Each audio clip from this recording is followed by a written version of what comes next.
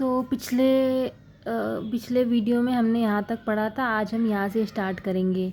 तो आइए पढ़ते हैं श्रीमद् भगवद गीता।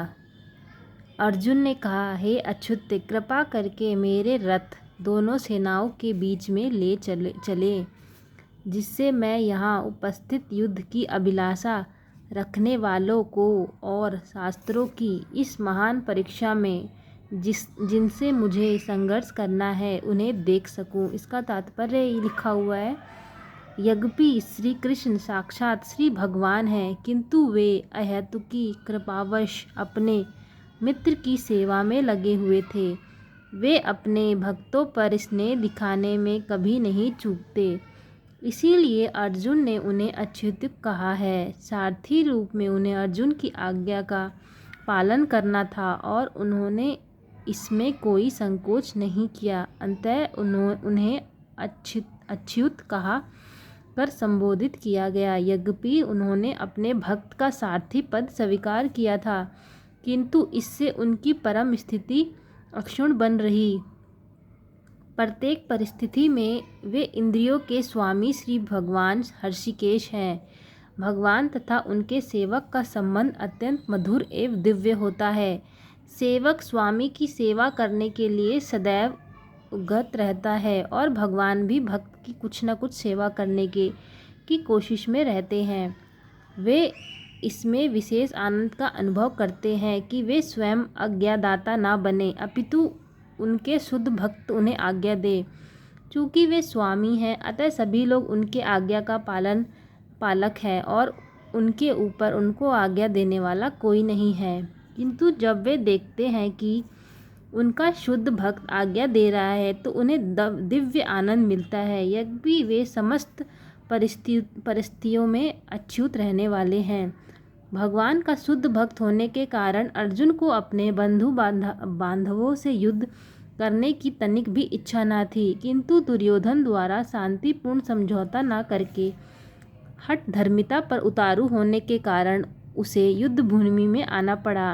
अंततः वह अपने जानने के लिए अत्यंत उत्सुक था कि युद्ध भूमि में कौन कौन से अग्रणी व्यक्ति उपस्थित हैं। यद्यपि युद्ध भूमि में शांति प्रयासों का कोई प्रश्न नहीं उठता, तो भी वह उन्हें फिर से देखना चाह रहा था और यह देखना चाह रहा था कि वे अवांछित युद्ध पर किस हद तक तुले हुए हैं।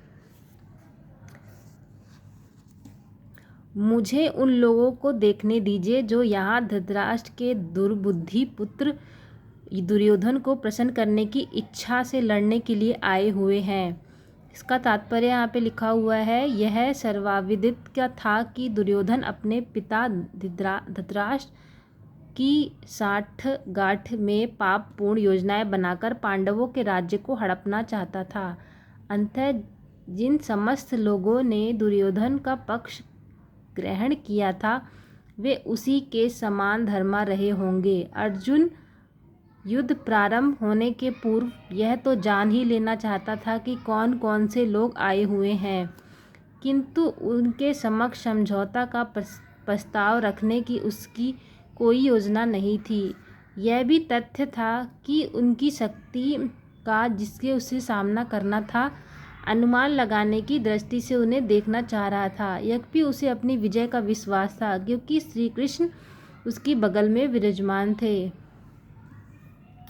संजय ने कहा, हे भरतवंशी, अर्जुन द्वारा इस प्रकार संबोधित किए जाने पर भगवान कृष्ण ने दोनों दलों के बीच में उसे उत्तम रथ को लाकर खड़ा कर दिया। यहाँ पर इसका तात्पर्य लिखा हुआ है। इस श्लोक में अर्जुन को गुंडाकेश कहा गया है। गुंडाका का अर्थ है नींद, और जो नींद को जीत लेता है वह गुंडाकेश है। नींद का अर्थ अज्ञान भी है। अंततः अर्जुन ने कृष्ण की मित्रता के कारण नींद तथा अज्ञान दोनों पर विजय प्राप्त की थी। कृष्ण के भक्त के रूप में वह कृष्ण को क्षण भर भी नहीं भुला पाया, क्योंकि भक्त का स्वभाव ऐसा ही होता है। यहाँ तक कि चलते अथवा सोते हुए भी कृष्ण के नाम, रूप, गुणों तथा लीलाओं के चिंतन से भक्त कभी मुक्त नहीं रह सकता। अंततः कृष्ण का भक्त उनका निरंतर चिंतन करते हुए नींद तथा अज्ञान दोनों को जीत सकता है। इसी को कृष्ण भावनामृत का समाधि कहते हैं। प्रत्येक जीव की इंद्रियां तथा मन के निर्देशक अर्थात हृषिकेश के रूप में कृष्ण अर्जुन के मंतव्य को